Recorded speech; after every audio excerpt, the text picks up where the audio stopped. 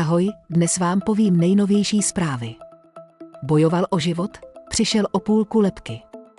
Toho dne jsem využil žolíka, říká Francouz, ačkoliv loni v prosinci po pádu na sjezdovce v Bormiu bojoval o život, na lyže Cyprien Sarrazin nezanevřel. V rozhovoru pro Eurosport řekl, že by se rád k závodům mezi elitou vrátil, trvalé následky po akutní operaci hlavy nemá a od lékařů dostal svolení opět lyžovat, což však zatím neudělal. Prý je rozumný. Nic mi nebrání být zase tím, kým jsem byl.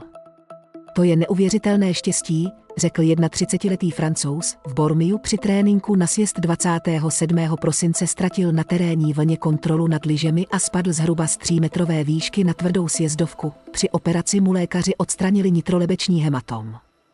Přišel o půlku lebky. Ne však o elán. Mám chuť ještě jednou zkusit vrátit se jako lyžař na špičkovou úroveň. Ale zároveň nechci dělat věci jen na půl, řekl vítěz 5 závodů světového poháru včetně sjezdů právě v Bormiu z roku 2023 a 2 loňských v Kisbíhelu.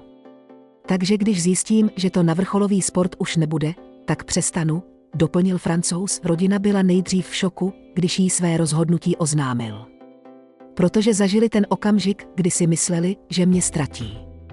Teď, když vidí, že jsem v klidu, tak jsou taky, prohlásil, po měsících rehabilitace a návratu k normálnímu životu se cítí dobře. Ujistil, že nikam nespěchá. Znovu jsem získal všechny své schopnosti, jen kolena mě trochu omezují. Jinak ale nemám trvalé následky.